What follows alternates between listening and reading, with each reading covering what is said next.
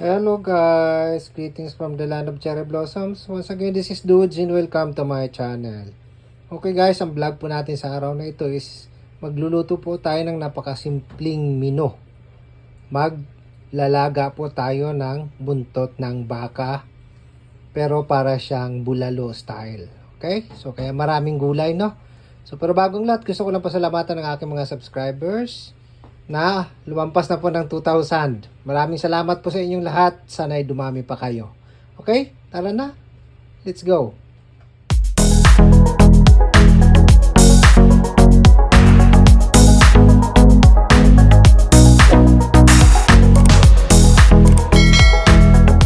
So ito po yung sangkap natin guys, no? Of course, buntot ng baka. Meron tayong repolyo. Maglalagay din tayo ng petchay ha.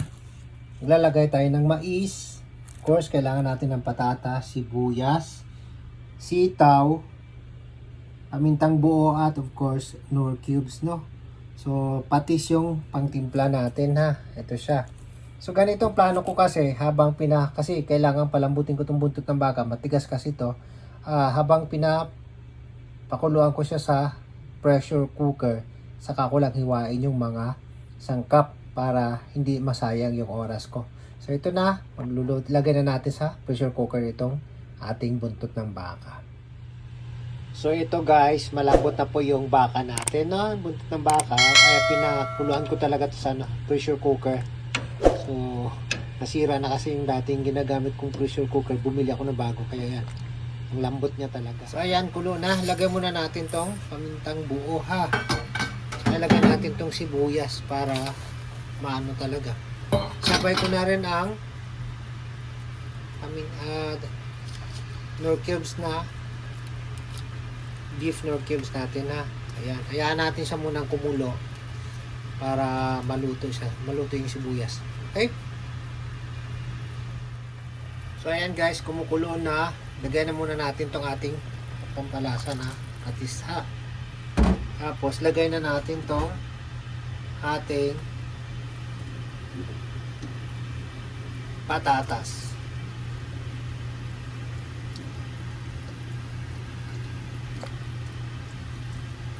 At ayan lang natin uling kumulo ne. Okay? Takpan natin, pakuloy natin.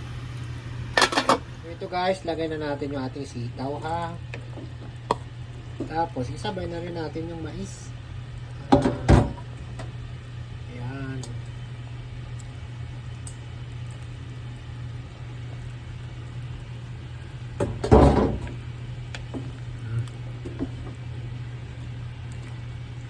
Tsaka pakuluan natin ulit hanggang sa maluto yung sitaw. Okay? So ito guys, lagay na natin yung ating cabbage, saka natin ilagay yung petchay. So ayan. Mahilig talaga ako sa gulay, kaya pag mga ganito talaga magulay. 'Di ba? O ayan. Magulay ako magluto. Magulay ang buhay ko. Magulay. Ay, huwag kang kumanta, baka ma-CPR ka, dodong. Nako. Kanta ka dyan, sintonado ka naman. Oh, ayan, ano muna natin ha. Saka natin ilagay panghuli natin ilagay ang pechay. Ang pechay ni Mawari. Okay. So ito na guys, lagay na natin yung ating pechay. Ang pechay ni ayan. Hindi na ako magsasalita pa, pero hindi daw magsasalita pero hanas pa rin ang hanas. Ano ba yan? Ayan, lagay na natin yung iba yata yung ano ko ngayon sa pagluluto ko. Parang, oh no. Ayan guys ha. Pasensya na kayo.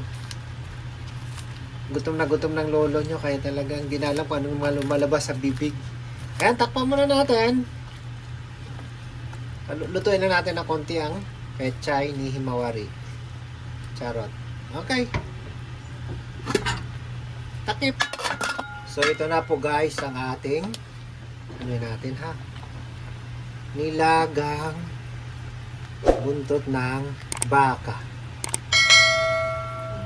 Tikman natin guys ha. Okay.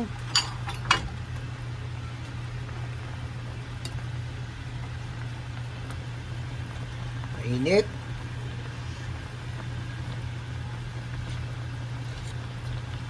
Wow, ang sarap.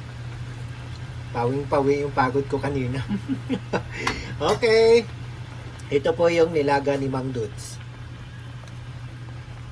So ito na po guys, ang nilagang buntot ng baka ni Mang Dudes. Ayan. So swak na swak po yan pag may patis at of course lemon or calamansi, no? So ayan.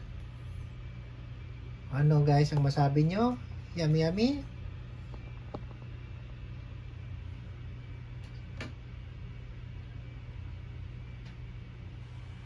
So guys, ito po yung kabuuan ng vlog natin sa araw na to. Pag nagustuhan po ninyo, sana ay mag-comment kayo, mag-like at higit sa lahat, mag-subscribe at huwag kalimutang pindutin ang notification bell para magiging updated kayo sa mga susunod ko pang vlogs.